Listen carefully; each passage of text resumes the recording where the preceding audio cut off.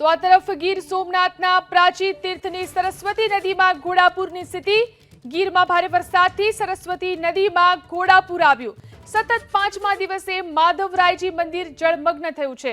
માધવરાયજીની પ્રતિમા ઉપર નદીના પાણી ફરી વળ્યા છે। તો સરસ્વતી નદીમાં ઘોડાપૂરના દ્રશ્યો છે। પ્રાચીન તીર્થથી ગીર સોમનાથની અંદર જે રીતે ભારે વરસાદ વરસ્યો, સરસ્વતી નદીમાં ઘોડાપૂર આવ્યું છે।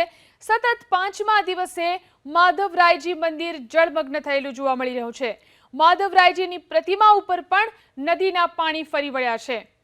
તો ભારે વરસાદ વરસ્યો છે ગીર સોમનાથમાં, ત્યારે પ્રાચીન તીર્થથી આ દ્રશ્યો, સરસ્વતી નદીમાં ઘોડાપૂર અને સતત 5મા દિવસે માધવરાયજી મંદિર જળમગ્ન જોવા મળી રહ્યું છે। મંદિરમાં મૂર્તિ પણ અત્યારે પાણીની અંદર છે। આજે 5મો દિવસ છે અને આજે મંદિર જળમગ્ન છે।